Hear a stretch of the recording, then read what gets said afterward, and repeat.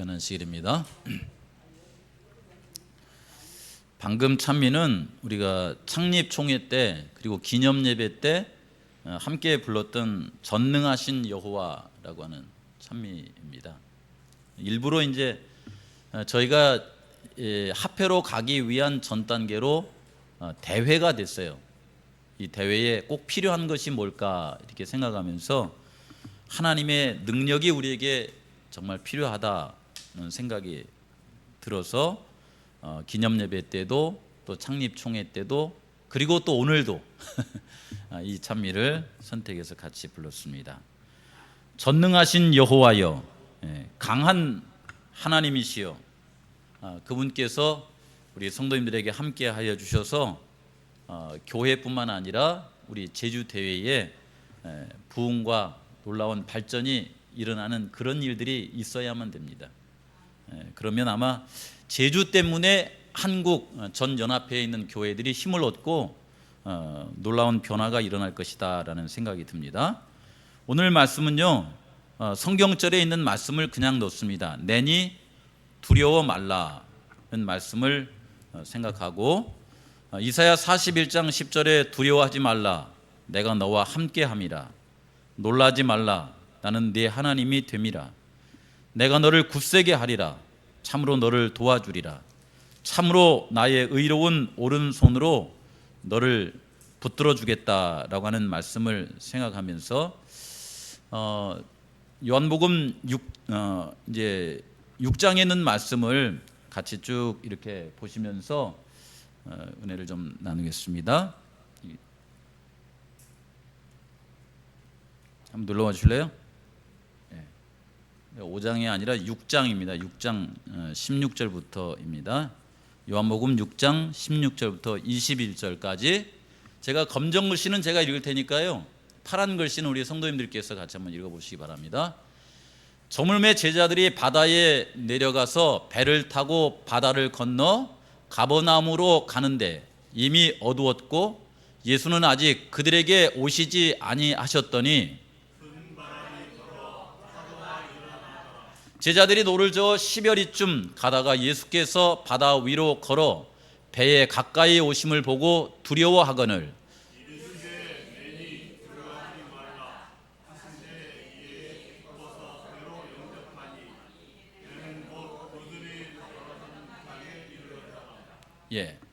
배는 곧 그들이 가려던 땅에 이르렀더라 라고 이렇게 말씀이 나옵니다. 아마 이 말씀은 이제 우리가 기념 예배 전에 한번 눌러주세요. 기념 예배 전에 오병이어의 기적이 일어났던 곳이 이 요단강 상부 쪽에 베세다입니다. 베세다에서 오병이어를 통하여서 5,000명, 또 이제 그의 가족들까지 이렇게 헤아린다고 하면 적잖아요, 한 10,000명 정도를 이렇게 먹였던 이적이 이 베세다에서 일어났었어요. 그 베세다에서 이제 그런 이적이 이렇게 보이자 사람들은 예수님은 그의 길을 걸어가시는 동안 공생애를 약 1년 정도를 남겨놨습니다. 왜냐하면 5,000명을 먹이던 그 일이 세 번째 유월절을 맞이하는, 공생애 주간 가운데 세 번째 유월절을 맞이하던 그 즈음이었기 때문에 네 번째 유월절을 맞이하면서는 예수님께서 그 유월절에 십자가에 달려 돌아가시잖아요.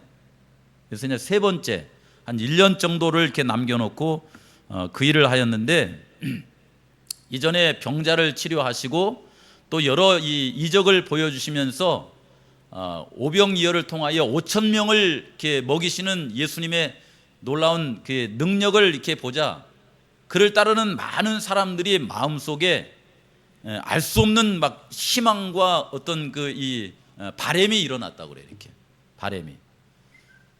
당시는 이스라엘 사람들이 로마에 이렇게 속국에 있었기 때문에 많은 이렇게 힘든 시간을 보내고 있었어요. 그래서 전쟁을 하건 뭐 경제적으로 정치적으로 하건 약자의 입장에 이렇게 살아가고 있었습니다. 그러나 예수님께서 하시는 여러 일들을 지켜보면서 만약 예수님께서 이런 분이 그 나라의 왕이 된다고 하면 전력상으로나 또 이게 군사적인 면에 있어서나 어떤 힘에 있어서 우위를 차지하고, 만약 전쟁이 벌어져서 많은 병자가 생긴다고 하면 이분께서 이 병자를 치료하실 수 있는 능력이 있기 때문에 그 환자들을 이렇게 다 낫게 하셔서 전력에도 이렇게 손실 없이 아마 로마를 이렇게 무찌를 수 있을 것이다 라는 면에 정치적인 또 경제적인 어떤 힘에 있어서 이게 왕이 되었으면 좋겠다라는 그런 생각을 마음 가운데 그들이 가졌다고 그래요.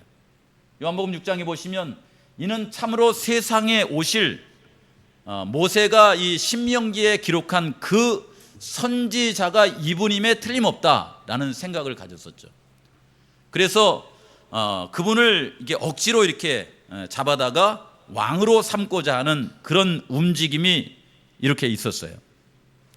하지만 예수님은 그분에게 병자를 살릴 수 있는, 또 이게 오병이어를 통하여서 5천 명을 먹일 수 있는 능력은 있었지만은 이스라엘 백성들이 원하는 그런 왕이 되고자 하지는 않았습니다. 오히려 그는 요한복음 5장에서 계속해서 말하기를, 내가 이 땅에 온 것은 아버지께서 나를 통하여서 이루시고자 하시는 그 일을 위해서 왔고 그 일을 이루려 한다라고 이렇게 말씀하십니다. 그리고 나를 너희들이 믿고자 하면은 아버지께서 나를 이 땅에 보내주신 그 역사를 이루는 것을 보고 그리고 나를 믿어라, 이렇게 단호하게 이렇게 말씀을 하십니다. 주님은 산상보훈에 있는 말씀처럼 인류를 긍휼히 여기셨고 아버지의 뜻을 이루고자 하셨으며, 무엇보다 인류를 아버지와 화평한 관계로 이루시기를 그분께서 원하셨고, 죄로 인하여 잃어버린 인류를 의롭게 하고자, 그 일을 인하여서 핍박을 당할지라도, 그 일을 인하여서 그분의 목숨을 잃어버릴지라도 그 길을 기쁘고 즐거운 마음으로 걸어가고자 하는 그런 마음을 가지고 있으셨습니다. 한 번은 제가 이제 그 대학에 다닐 때에 부르던 노래인데요.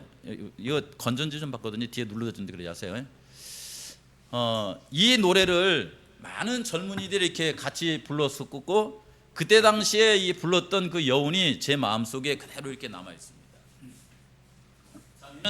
참 아름다운 참입니다.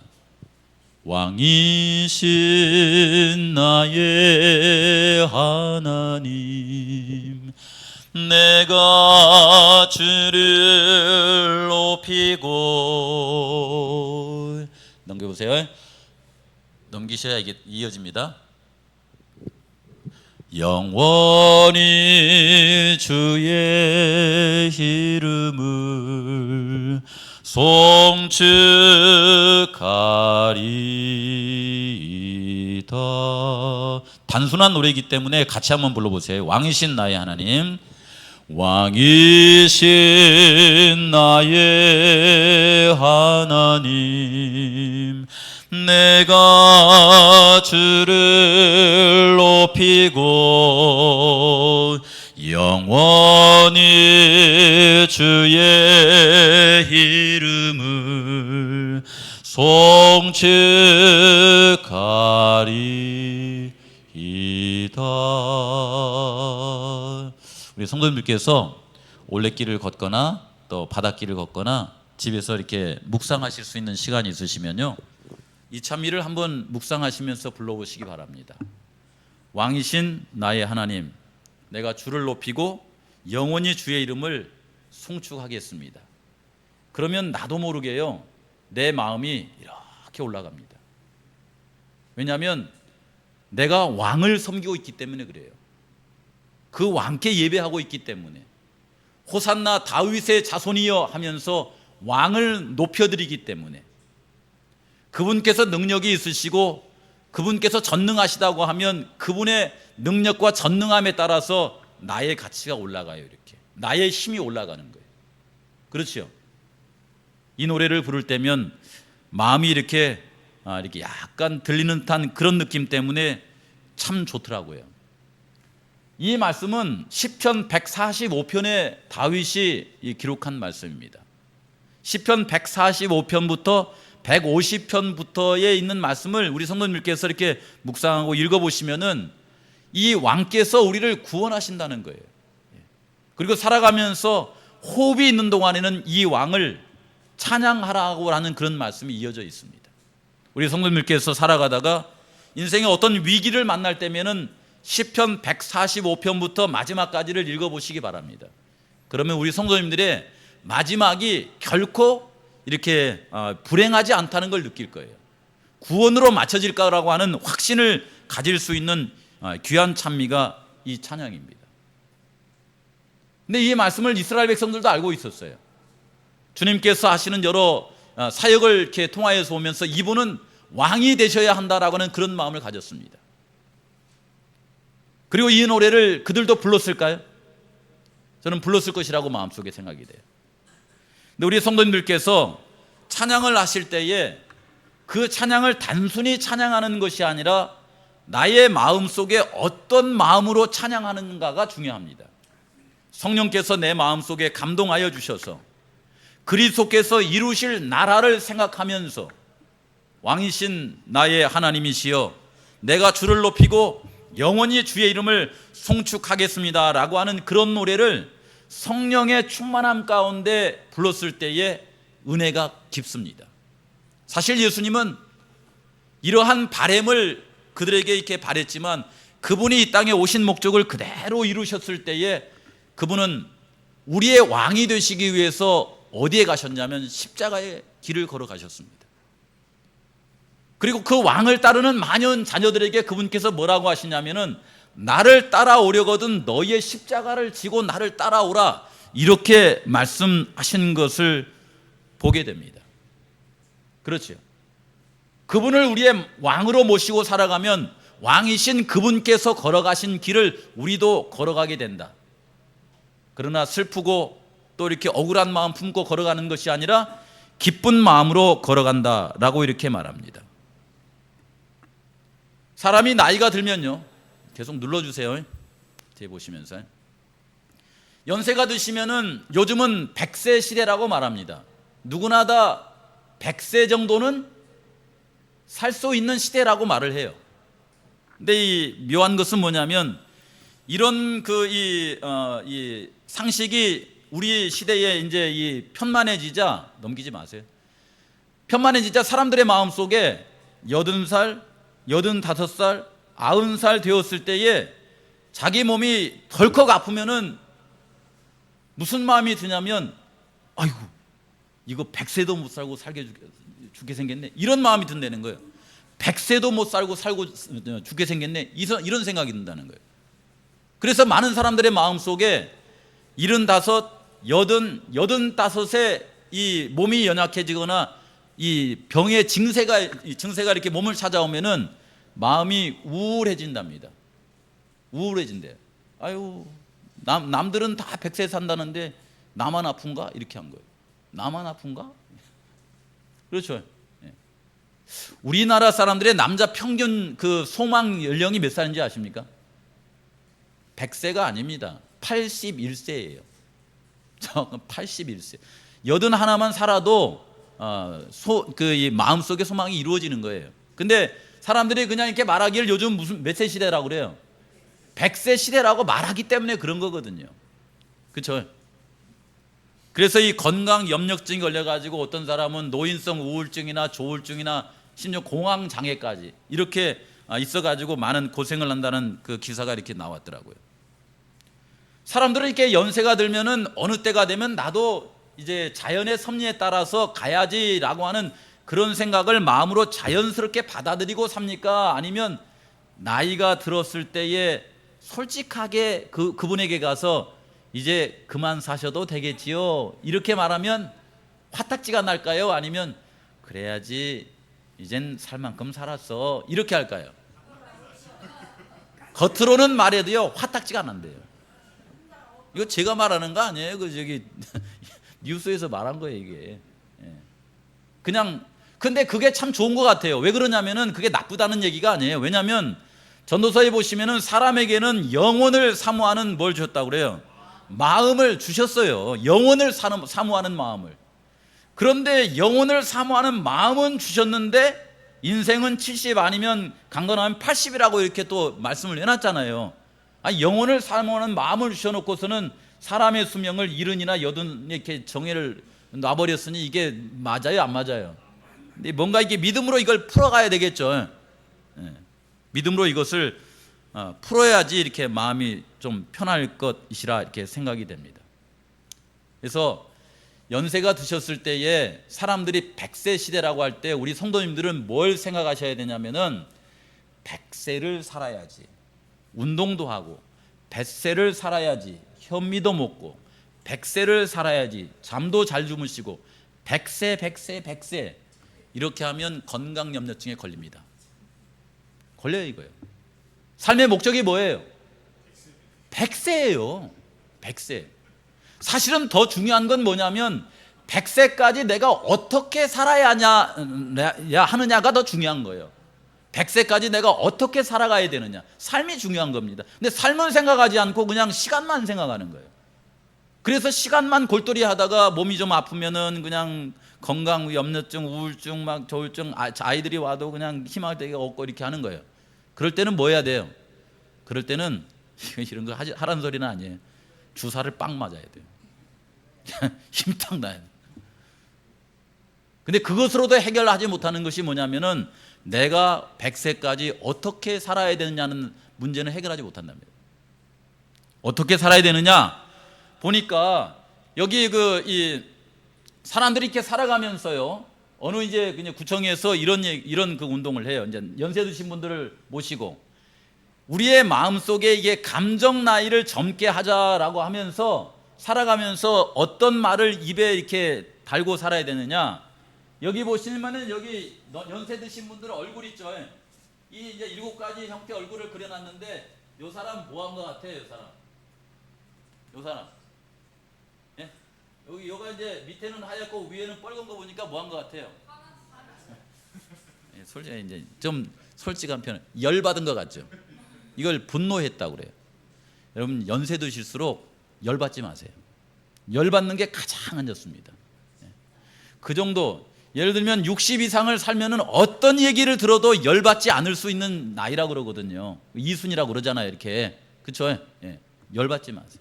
근데 이분은 이제 열받은 모습이에요.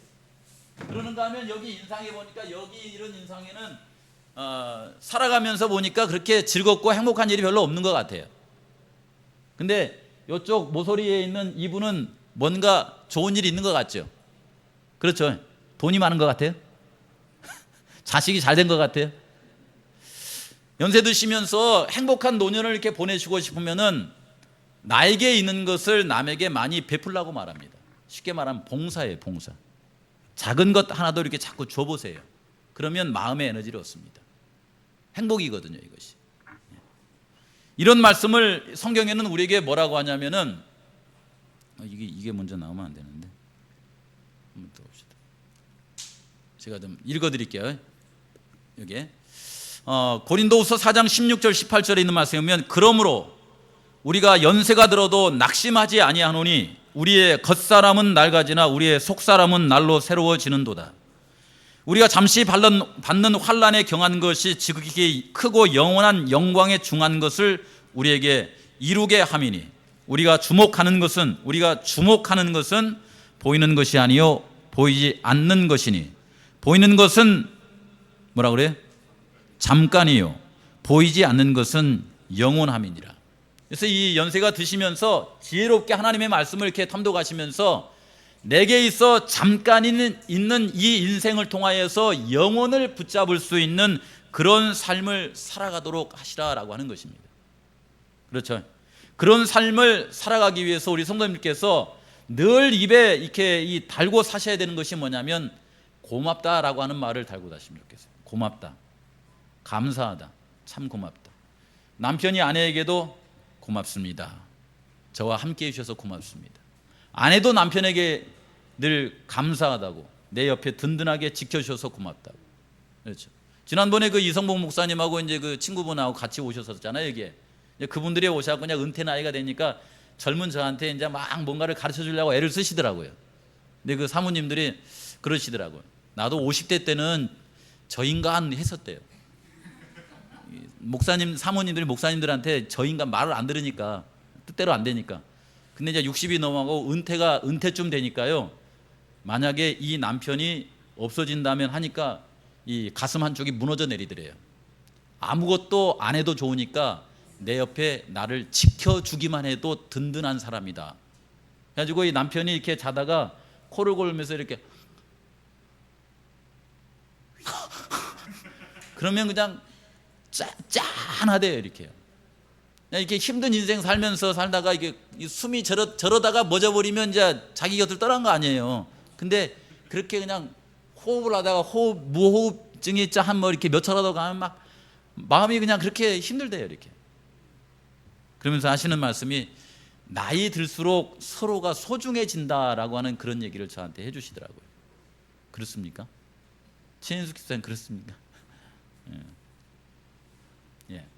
살아가시면서 고마워, 감사합니다 이런 얘기를 자주 하래요. 자주 표정까지 담아가지고. 우리 성도님들도 함께 이렇게 신앙하니까 고맙죠. 그렇죠. 만약에 여기에 부집사님 혼자 앉아가지고 제가 부집사님 혼자에게 설교하면 얼마나 쓸쓸하겠어요. 그렇잖아요. 근데 앞에 홍인식 장로님, 옆에 강정삼 집사님, 뒤에 최영숙 집사님 이렇게 있으니까 든든하시죠. 고맙습니다, 감사하다고 이렇게 자주 얘기하세요. 그렇죠. 그러면 사람이 굉장히 젊어지고 좋다고 이렇게 말들을 합니다. 그러기 위해서 우리에게 주신 말씀이 이 말씀이에요. 이게 긴 것 같지만 항시범이라고 그러죠. 근데 제가 이제 이 앞에 끝까지 해가지고 항더블로 시범 이렇게 항더블 시범, 항시범 이렇게 해가지고 항상 상대방에 대해서 어떤 생각을 가져라? 선한 생각을 가지세요. 착한 생각을 마음에 품고 살라 이 말입니다. 항상 선을 따라라. 그 다음에 항상 뭐하라? 즐거워하라, 기뻐하라. 이거 하나님이 그냥 우리에게 명령하신 거예요. 특히 연세 드실수록 그렇게 사세요. 기뻐하고 살면서 손해보는 거 없습니다. 좀 힘든 일이 있어도 그렇게 사세요. 그냥. 그 다음에 쉬지 말고 뭐하라? 흔히 그리스도 안에서 하나님의 뜻이 우리에게 이루어지는 일들은 뭘 통해서예요? 기도를 통해서입니다. 기도를 통해서 성령께서 우리에게 역사하심으로 말미암아 기도를 통해서 하나님의 뜻이 우리에게 이루어지기 때문에 쉬지 말고 기도하라. 그리고 어떤 일이 있든 간에 가다가 이 엎어져 가지고 코가 깨져도 뭐하라? 뭐라 그래요? 범사에 어떤 일이 있어도 뭐하라 그래요? 감사하라. 뒤로 넘어져가지고 여가 깨져도 감사하라. 왜냐하면 이것 때문에 해를 막을 수도 있는 거거든요. 이게 어떤 일이 있어도 연세 드셔서는 감사하면서 그렇게 삶을 살아가시는 우리 성도님들이 되시길 바라요. 실제로 예수님께서도 그분의 삶을 사시는 동안에 그냥 제자들이 요청하는 대로 세상적인 왕이 이렇게 될 수도 뭐 있었어요. 그러면 십자가에도 뭐 이렇게 달릴 필요도 없이 그냥 그렇게 됐겠죠. 예수님의 능력 정도라면은 제자들의 또 유대인들이 이렇게 바라는 그런 왕이 될 수 있었을까요? 없었을까요? 충분히 될 수 있습니다, 여러분. 그분은 5천 명을 먹일 수 있는 능력뿐만 아니라 죽은 자도 살릴 수 있는 능력이 있었거든요. 그러니까 뭐 이렇게 누가 와가지고 이렇게 전쟁하다가 죽으면 그냥 살려서 또 하면 돼요, 그냥. 그럴 수 있었지만은 그것은 하나님께서 예수님을 이 땅에 보내주신 뜻이 아니었습니다. 그래서 제자들을 이렇게 서둘러서 이렇게 배에 태워서 베세다에서 이제 가버나움으로 이렇게 보내고, 그 다음에 예수님은 어디 가셨냐면 산에 가셨어요. 집중하기 위해서 산에 가셨습니다.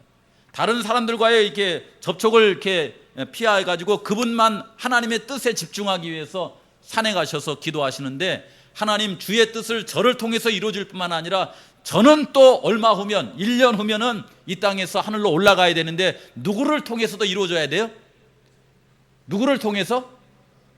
미오나 거우나 제자들을 통해서 이루어져야 될 거 아니에요. 그렇죠. 우리 성도님들, 이 성산교회를 하나님께서 세우실 때 하나님은 이 교회의 하나님의 뜻을 그분이 직접 이루십니까? 직접 이루세요? 하늘에서 중보하고 계시고 성령의 은혜를 우리에게 주시면서 누구를 통해서 하십니까? 저희들을 통해서 일하세요. 우리를 통하시지 않냐면 성산교회는 어떤 역사도 일어나지 않습니다. 그렇잖아요. 예수님도 역시 이제 1년 후면 십자가의 길을 걸어가셔야 되고 그분께서 남겨놓으실 제자들을 통해서 이루어야 되는데, 아직 제자들은 철이 들지 않아가지고 그저 이제 세상적인 왕을 요구하고 있을 때에 그들의 마음을 변화시키고 그분들이 하나님께서 이 땅에 예수님을 보내신 뜻을 바로 보게 하게 해달라고 산에 따로 올라가셔서 기도하신 겁니다. 그렇게 산에 올라가셔서 깊은 기도를 이렇게 하시면서 시간을 보내신 거예요. 오늘은 제가 시간 안에 12시 안에 충분히 맞춰드리면서 이 총회 때 있었던 저의 마음을 그냥 간증은 아니지만은 그냥 우리 성도님들에게 이렇게 약간 이렇게 까놓고 말씀을 드리려고 그래요. 제가 이번 총회에 성산 성도님들만 모르는 감투를 썼어요. 성산 성도님들만 축하한다는 말을 안 해. 그게 희한해요 이게. 제가 담임하고 있는 성산에 있는 성도님들은 저를 보고 한 번도 아이고 목사님 축하합니다 이 말을 안 하더라고요. 근데 그래서 제가 솔직하게 이것이 어떻게 변하는지 내가 말씀드릴게요. 그렇다고 해서 끝나고 나서 축하한다는 말 하지 마세요. 제가 말씀드릴게요. 창립총회가 일어나고 나서 일단 최성구 목사님은 대회장이 되셨습니다. 그래서 이제 재림신문에 7면에 걸쳐서 도배를 했더라고요. 제주가 창립 대회가 되었다. 이제 드디어 대회가 됐다. 예전 호남 앞에서 이제 이렇게 독립하여서 곧 합회로 가기 위한 중간 단계에 있는 미션 대회가 됐다. 그래서 그 대회장으로 초대 대회장으로 최성구 목사님께서 대회장이 됐다. 이런 기사가 쫙 났어요. 뭐 인터뷰를 하고 막 뭐 비전을 막 이렇게 얘기하고 난리가 났어요. 근데 그 대회장의 직급이 어떻게 되는지 아십니까 혹시요? 모르시죠? 제가 여기 말씀드릴게요. 대회장의 직급이 합회의 합회장 직급이에요. 합회장. 좀 높습니다 이게. 거기까지만 할게요. 전 대회장이 아니니까. 그리고 그 밑에 이제 누가 또 이렇게 됐냐면은 저는 제 기사는 한 줄 나왔어요. 연합회 이게 그 행정위원 끝나고 딱 한 줄 나오고 이번 기사는 쟤는 안 나왔어요. 나올 마음도 없었고. 제 직위가 어떻게 됐냐면 총무에서 총재로 바뀌었어요. 총무 재무로 바뀐 거예요. 두 개를 다 맡았어요. 그게 이으면 총재가 된 총무 재무가 됐어요. 이게 이제 기사를 그때는 본 사람이 별로 없었는데 친구들이 지나고 나서 이렇게 기사를 보니까 거기에 누구 이름이 있어요?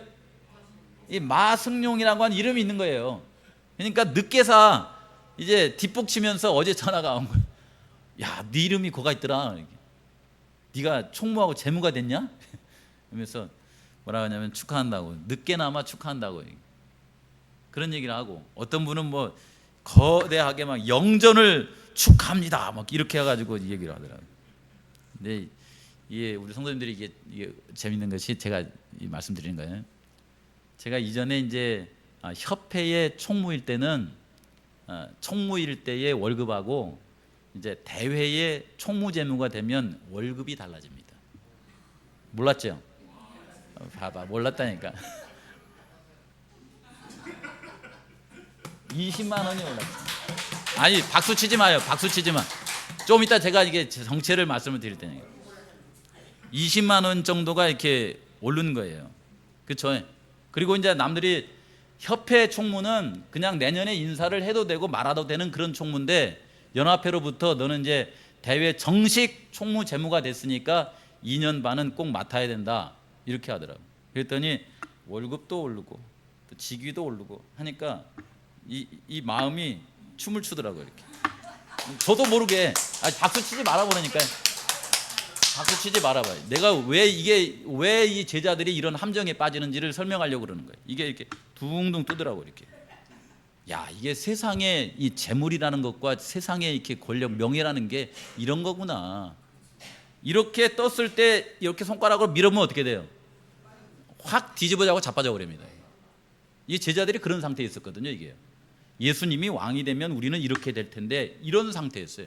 이런 마음으로 십자가의 길을 걸어갈 수 있어요? 없어요? 없습니다, 여러분. 이런 마음으로 고난이 다가오면요 자존심만 상합니다. 이거예요. 그렇죠? 제자들이 이제 그런 마음이 있었을 때에 예수님께서는 산에 가서 기도하시고 제자들은 어디로 보냈냐면요 바다로 보냈어요. 갈릴리 호수로 보낸 겁니다. 일부러 보낸 거예요, 예수님께서요. 그리고 그 제자들이 그 갈릴리 바다에서 어떤 일이 있었는지 아십니까? 우리 성도님들 살아가시다가요, 삶이 이렇게 떠오르거든 기도하세요. 기도하세요. 기도하지 않고 있으면 자빠져 버립니다. 그렇습니다. 그리고 이렇게 마음이 이렇게 이런 상태에 있을 때 활동하셔야 돼요. 예. 이게 활동해야만 내 자신의 분수를 압니다. 가만히 있으면 상상 속에 살아가요, 이렇게요. 그렇지 않고 그냥 기도하지 않고 말씀 보지 않고 뭔가 일을 전진하지 않고 불평, 불만, 근심, 걱정, 부담 안고 살아가면 주님께서 어디로 보내냐면 갈릴리 바다로 보내십니다. 너희들 이제 바다를 통하여서 가버나움에 가라, 이렇게 하는 거예요. 그 가버나움에 이게 가는 도중에 어떤 일이 있었냐면 저물매 제자들이 바다에 내려가서 배를 타고 바다를 건너 가버나움으로 가는데 이미 어두웠고 예수는 아직 그들에게 오시지 아니하였는데 뭐가 일어났어요? 여기 뭐라고 하냐면 큰 바람이라고 그랬어요. 이건 태풍이더라고요. 보니까 태풍, 엄청난 바람이 불어와서는 제자들을 흔들어 놔 버린 거예요. 이런 상태가 된 겁니다. 여러분, 살아가시면서 그 사람이 대회장이 됐든 뭐 총무재무가 됐든 뭐가 됐든 간에요, 그들의 마음속에 중심이 예수님이 되지 않으면 떠요. 그 뜬 상태에서 큰 바람이 불어와 버리면은 이건 자빠지기 딱 안성맞춤이거든요. 그렇죠? 그들이 열심히 노를 저어서 12월이쯤 가다가 시대소망의 표현은 뭐라고 했냐면 이건 사람의 힘으로 평정할 수 있는 바람이다 라고 느끼고서는 거의 포기했어요. 거의 화순에 가면은 우리 표현봉 집사가 이제 그 요트를 하잖아요. 그가 이제 요트를 하면서 한번 이런 얘기를 들려주더라고요. 태평양을 건너서 다시 돌아왔어요. 돌아와서 이제 일본 땅에 들어가야만 요트를 안전하게 이렇게 할 수 있는데 저기압을 만나가지고 그 요트를 어떻게 하든지 유지해 보려고 그렇게 애를 썼대요. 썼는데 일본에서 그 요트가 일본 땅으로 들어오는 것을 거절을 했대요. 이제 그렇게 되면은 마지막 결정을 내려야 된다고 합니다. 쉽게 말하면 그 배에서 사람이 내려야 된대요. 흥미롭게도 사람이 거기 타 있는 동안에는 요트가 어떻게든지 견딘대요. 근데 그 요트에서 사람이 딱 내려버리잖아요. 그러면 배가 이 물결 따라서 논대요. 그리고 어떻게 돼요? 가라앉는 거예요. 침몰하는 거예요. 침몰. 이게 표현병 집사님이 이제 얘기해 주시면서 그때 마지막에 일본 사람들이 받아주지 않았고 너무 뭐 이렇게 위기란 이게 할 수가 없으니까 일본 사람들이 너희들 몸만 나와라 해가지고 결국 배를 포기하고 몸을 나오고 육지에 가서 이렇게 딱 쳐다보니까 이제 그 배를 조정할 사람이 없잖아요. 그러니까 배가 이렇게 하더니 그냥 쑥 들어가 버리죠. 제자들이 노적기를 포기하면 이제 뭐예요? 이제 뭐만 남았어요? 깔아앉는 것만 남은 거예요. 죽는 일만 남은 겁니다. 요 상태를 얘기하고 있는 거거든요. 실제로요. 그런 상태에 있었습니다. 네. 우리 성도님들 이렇게 살아가면서 인생을 살아가다가 내가 뭔가 인생을 조절하고 이렇게 하려고 할 때에 살아가면서 누구를 만나면 좋겠습니까? 누구를 만나면 좋을까요? 여기 한번 봐보세요. 하나님께서 이스라엘 백성들을 애굽에서 구원을 해주십니다. 구원을 해주면서 하나님 정도라고 하면은 인간적으로 가장 안전하고 풍요로운 땅으로 해가지고 가나안 땅에 데리고 갈 수도 있어요, 없어요? 얼마든지 있습니다. 얼마든지 있어요. 그런데 하나님께서는 이스라엘 백성들을 가나안 땅에 데리고 가는 동안에 그들의 마음속에 심어주고 싶은 것이 있었습니다. 뭘까요? 그건 하나님을 믿는 믿음을 심어주고 싶었어요. 하나님을 소망하는 소망을 심어주고 싶었습니다. 하나님을 사랑하는 사랑의 마음을 그들의 마음 가운데 가득 심어서 가나안 땅에 그들을 데리고 가고 싶었어요. 그래서 하나님께서 그들을 그냥 데리고 갈 수 있지만은 그렇게 데리고 가버리면 인형 같은 존재를 데리고 가는 거니까 그들의 마음속에 믿음, 소망, 사랑을 심어서 데리고 가기 위해서 여기 밑에 보면 비하히롯이라고 하는 저 땅으로 데리고 간 거예요. 위로 가면 될 건데 1번, 2번으로 가면 될 건데 여기 3번 요 밑으로 데리고 왔어요. 그것도 홍해를 건너지 않고요. 홍해를 건너야만 되는 그 땅으로 데리고 간 거예요. 그리고 난 다음에 홍해를 건너서 어디로 가냐면은 여기 수르 광야로 데리고 간 거예요. 그 다음에는 신광야로 데리고 가시고 그 다음에는 신의 광야로 데리고 갔어요. 근데 이 길은 뭐냐면 홍해는 길을 막고 수르광야는 먹을 것 마실 것이 부적절하고, 그 다음에 또 가면 이 한 달 정도 가게 되면 배를 쫄쫄 굶어야 되는, 그리고 이 광야, 신의 광야까지 가면은 하나님의 도움이 없이는 살 수 없는 그 땅으로 데리고 간 거예요. 이들을요. 데리고 갔습니다. 그리고 이 홍해 비하 히롯이라고 하는 저기에 닥쳤을 때에 하나님께서는 모세를 통하여서 하나님이 어떤 분이신가를 보여주십니다. 바다에 네 지팡이를 가르치라고. 그러면 바다가 열릴 거라고. 하나님께서 바다를 어떻게 하셨어요? 홍해를 갈라서 그들로 하여금 저 긴 홍해 바다를 건너도록 하십니다. 그리고 수르 광야에서 물이 써서 못 먹었을 때에 그 물을 달게 해주십니다.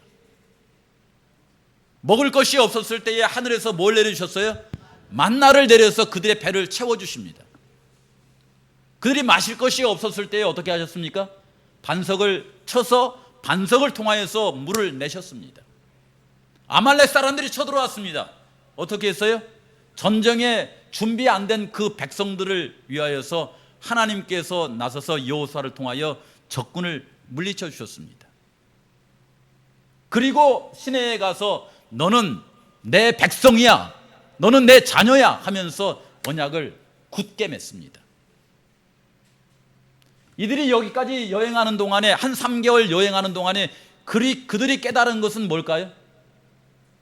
그건 뭐냐면 우리를 인도하신 하나님이 어떤 분이신가를 그들이 체험적으로 안 거예요. 하늘과 땅과 바다의 모든 것을 다스릴 수 있는 권세를 가지신 분이 우리가 믿는 하나님, 우리가 따라온 그분이시구나 라고 하는 확신을 그들의 마음속에 가지게 된 겁니다. 제자들이 이 바다에서 이 오병이어의 기적을 통하여서 막 이렇게 먹고 있을 때, 막 세상의 왕을 바라고 있을 때, 그 바다에서 이제 막 힘써서 살아보려고 하였지만은 파도에 막 이렇게 휩싸여 가지고서는 죽게 되었을 때 예수님께서 오셔서 그들에게 뭘 말씀하시냐면 배에 가까이 오십니다. 근데 그 제자들이 그저 자기들 일에 그냥 낭망해서 실망해서 그런지 몰라도 그냥 자기 그 이 일에 빠져가지고는 저기에 오는데 그분이 누구신지를 모르는 거예요. 그래서 예수님께서 그냥 거기를 지나쳐 가려고 했습니다. 지나쳐 가려고 하니까 그 사람들이 뭐라고 해요? 유령인가 보다 이렇게 한 거예요. 그 유령이라고 하는 말은 뭐냐면은 이젠 뭐 했다? 이젠 죽었다, 저승사자가 왔다, 그 말이거든요, 이것이요. 근데 가만히 보니까 그분이 누구예요? 그분이 예수님인 거예요. 그들이 예수님인 것을 알아차리자 예수님께서 가던 길을 돌아서서 그들에게 옵니다. 그러면서 그들에게 뭐라고 하냐면, 같이 읽어보세요. 내니 두려워하지 마라, 나다 나. 우리가 여호와라고 하는 이름을 쓸 때 I am이라고 하는 단어를 쓰잖아요. 나는 하늘과 땅과 바다를 다스릴 수 있는 권세를 가진 나다 나. 그러니 뭐 하지 마라? 두려워하지 말라라고 하는 말씀으로 이렇게 해주시는 거예요. 여기에 이제 한 사람이 나서죠. 누가 나서요? 아주 이렇게 나서기 좋아하는 베드로 있잖아요. 이 사람이 나서가지고는 아직 이렇게 파도가 이렇게 잔잔해지지도 않았는데 그가 말하기를, 만일 주님이시거든 나를 명하여 물 위로 걸어오라고 이렇게 하셔서 얼른 가서 예수님께 맞이하려고. 항상 이 베드로는 이런 열성이 있는 것 같아요. 그러니까 오라고 이렇게 했죠. 그러니까 그가 이제 바다에서 내려서 예수님만 바라보면서 걸어가죠. 이게 예수님만 바라보고 걸어가는데 이게 이렇게 되는 거예요. 제가 아까 그랬잖아요. 총무재무 되면 이렇게 된다니까요. 자기도 모르게 돼, 이게. 이렇게 되는 거예요. 그러니까 남들은 못하는 걸 누구는 하고 있는 거예요, 지금? 자기는 하고 있는 거죠. 자기는 이렇게 하니까 자기는 대단한 사람이고, 배에 있는 다른 제자들은 뭔가요? 이렇게 이런 거 되잖아요, 이렇게. 그래서 주님을 바라보다가 뒤를 바라보면서 하는 동안에 파도가 이렇게 쳐가지고 주님과 베드로의 사이를 이렇게 막았대요. 그러자 베드로가 이렇게 딱 돌아보니까 누가 안 보여요? 예수님이 안 보이고 파도만 보이니까 그의 마음속에 두려움이 엄습하게 된 거예요. 아이고, 빠져 죽을지도 모르겠다 하니까 그냥 거기 빠진 거예요. 그러는 동안에 이 파도가 또 가라앉아서 자기 시야에 주님이 보이시니까 주여 나를 구원하소서 이렇게 말한 거예요. 그럴 때 예수님께서 너 잘해봐 그냥 이렇게 하셨어요? 그렇게 하시지 아니하고 그의 손을 내밀어서 이 제자를, 이 베드로를 구원해 주시잖아요. 그렇게 하면서 베드로에게 그리고 제자들에게 주님이 어떤 분이신가를 이렇게 자세히 가르쳐 주는 것을 볼 수가 있습니다. 우리 성도님들도 이런 주님, 이런 분을 이렇게 만나고 이렇게 살아가게 되시기를 바라요. 같이 한번 읽어볼까요? 주여, 나를 구원하소서. 따라해 보세요. 주여, 나를 구원하소서. 교회 이제 70년 다녔으니까 한장로님, 요거 한번 읽어보세요. 요거 한번 읽어보세요. 하나로 스펠러기 읽으면 저도 몰라요. 이제 주여 나를 구원하소서를 히브리어로 저렇게 쓴대요. 저렇게. 근데 저걸 읽으면은 뭐라고 읽으면 돼요? 주여 나를 구원하소서를 히브리어로 뭐라 그래요? 기억 안 나죠? 호산나예요, 그게. 호산나, 호산나 다윗의 자손이요. 이렇게 하면서 호산나 그 말은 뭐냐면 주님 구원해 주세요 그 말이에요. 그래서 물어본 거예요. 저도 몰라. 아침에 저거 이렇게 보고 적은 겁니다. 예, 이렇게 해서요. 주님께서 이게 이 사람을 이 베드로를 이렇게 구원하셨는데 그 구원해 주시는 과정을 통하여서 이제 제자들이 하나님이 어떤 분이신가를 깨닫게 된 것이죠. 이제 우리 오늘 사실 이제 광룡 씨도 오고 또 김원 씨 우리 어머니 이렇게 손자예요, 손자. 요것도 오늘 사실 경민이도 이렇게 오기를 바랬거든요. 여러 번 기도하고 또 이제 전화해서 오기를 하는데 오늘 오지는 않았어요. 우리 성도님 많이 기도해 주시기 바랍니다. 전도회 때까지 아마 나오기를 소원합니다. 그래서 함께 말씀 보고 함께 우리 성도님들과 함께 정을 나누면서 그렇게 살아가는데 신앙하는 동안에요. 하나님이 어떤 분이신가를 알고 우리 자신을 하나님께 맡기고 살아가는 우리 성도님들이 되시기를 바랍니다. 아시겠죠? 이제 제가 하기 싫은 또 부담되는 얘기 한번 말씀드리고 이제 마칠게요. 요건 좀 부담이 되실 거예요. 근데 한 번은 말씀을 드리고 싶어요. 제가 작년에 이제 성산교회에 더 있겠다라고 했을 때 우리 성도님들에게 했던 말 혹시 기억나세요? 기억나세요? 저를 놔주면 편할 것이고 붙잡으면 불편한 일이 생길 겁니다 라고 했던 말 기억나세요? 기억나요? 안 나요? 힘들어도 감당하시려면 붙드시고 그러면 놔주십시오 이렇게 했죠. 근데 붙들었죠. 그래서 이제 그 몫을 우리 성도님들이 들으셔야 됩니다.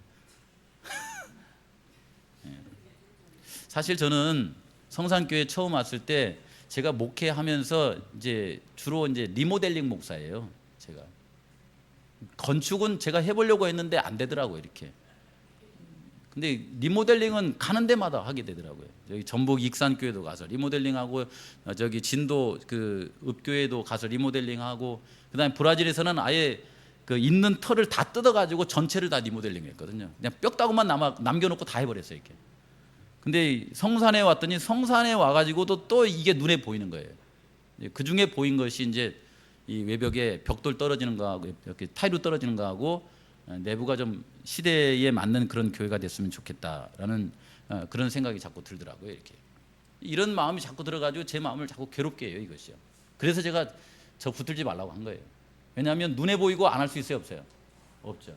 여기 보시면 학개서에 보니까 주의 성전을 지을 때가 아직 아닙니다라고 이렇게 말하는데 나의 성전은 무너져 황폐한 채로 계속 남아 있는데 너희만 판벽한 집에 살고 있는 것이 옳으냐라고 자꾸 물어보는 거야. 잘 꾸며진 집이다 이게요. 우리 집은 잘 이렇게 현대적 감각을 가지고 잘 해놨는데 하나님의 성전이 이렇게 시대에 뒤처지면 사람들이 올까 안 올까요? 이게 잘 안 오게 되거든요. 제가 이걸 어떻게 하나 이렇게 하면서 사실 이제 성산교회에 계속 있게 되었을 때에 제가 한 일이 뭐냐면 차를 바꾸는 일이었습니다. 차를 바꿔야 차를 잘 바꾼 것 같아요? 못 바꾼 것 같아요? 우리 성도님 생각했을 때 제가 볼 땐 잘 바꾼 것 같아요. 차를 안 바꿨으면 우리 광룡이가 여기 안 나오고 못 타거든. 차를 못 타거든요. 그리고 우리 원실의 어머니도 광룡이 데려올 생각도 못 할 거예요. 왜냐하면 지난번 차는 제 차에 4명 이상 못 타거든요. 지금은 몇 사람을 살 수 있냐면은 지금보다 더 탈 수 있어요. 의자 하나 더 달면 되니까. 근데 차를 참 잘 바꿨는데 제가 차를 바꾸면서 제주도에 목회하던 퇴직금을 다 정리했어요. 그리고 그 돈으로 차를 사고 그 나머지가 얼마가 남았냐면 한 700만 원 좀 넘게 남았어요. 그 나머지가 전 퇴직금을 정리한 거예요. 그거에. 왜냐하면 저의 목회의 목적은 목회를 하는 것이지 돈을 쌓는 게 아닙니다.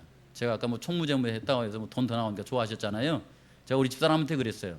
총무재무 하면은 일반 목회자 100%보다 어느 정도를 더 받냐면 40만 원을 더 받아요. 엄청나게 더 받죠. 제가 그랬어요. 40만 원은 따로 적금하라고. 저는 100%를 받는 목사로 적응하고 싶다고. 왜냐하면 나중에 이제 이거 끝나고 나면 제 월급이 또 어떻게 돼요? 다시 100%가 됩니다. 이게 길들여지면 불편하거든요. 그래서 100%로 이렇게 만들어 달라고 하면서 제가 하나님께 우리 집사람하고 생각하면서 얘기했습니다. 하나님, 나머지 퇴직금은 성산교회 제가 있는 동안에는 하나님의 성전을 위해서 쓰게 해주십시오. 이렇게 했어요. 그리고 저희 집사람도 그렇게 얘기하고. 이게 외벽이 누구 머리에 떨어지면 이게 700, 800이 아니라 1억이 들어가요. 이게. 기도하면서 하는데 제가 이 말을 하면서도 우리 성도님들한테는 내가 마음이 편할까요? 불편할까요? 정말 불편해요. 왜냐하면 마 목사가 적어도 1억 견적에 10분의 5는 내놓고 말을 해야 이게 안 그것도 미안하죠. 사실은요. 왜냐하면 저는 연세 드신 분들하고 교회 리모델링 이런 거 잘 안 합니다. 왜냐하면 나이 드시면은 재정을 이렇게 다시 확보할 수 있는 능력이 없어요. 그게 사실입니다. 그래서 연세 드신 분들하고 이런 일을 하는 거 사실은 아니에요. 그럼에도 불구하고 자꾸만 이게 눈에 걸리는 겁니다. 그래서 제 마음속에 우리 성도님들께서 기도해 주시고 하시면은 여기에 있는 이거 근무 연한을 늘려달라고 하세요. 네? 늘려서 여기 있는 동안에 하나님 성산교회를 리모델링하게 하기 위해서 총무 재무를 이게 1년이면 400이거든요. 40만 원이 400, 500이 500. 그걸 5년 하면 얼마예요? 5천만 원이에요. 그러니까 5년 동안 저를 붙들어 두시면 제가 얼마를 헌금할 수 있어요? 단원이? 5천만 원을 할 수 있어요. 그렇게 하시든 어떤 방법으로든 우리 교회가 누군가 구도자가 아이들이 왔을 때 안전한 교회가 되게 해달라고 그렇게 기도해 주세요. 그거 하셔야 됩니다. 안 하시면 괜히 이렇게 이런 일이 현실로 드러나거든요. 근데 참 이 말씀을 드리면서도 제 마음속은 굉장히 솔직하게 미안합니다. 미안한데 그래도 하나님께서 이 일에 함께 하신다고 하면은 5천 명을 먹이신 그 하나님께서 우리 성도님들하고 이 일을 잘해 낼 수 있을 것이다 라고 하는 믿음이 있기 때문에 아마 하나님이 제 마음을 흔드는 것 아닌가 이런 생각이 들어요. 그렇죠? 그래서 우리 성도님께서 주님은 우리에게 하늘과 바다와 땅의 모든 권세를 다스리시는 그분께서 돈의 흐름도 하나님의 성전이 안전하게 해달라고 하는 그런 기도를 하는데 이루어지지 않겠습니까? 해주실 거라고 믿습니다. 다만 시간이 문제겠죠. 그러겠죠. 그래서 그를 위해서 늘 기도해 주시기 바랍니다.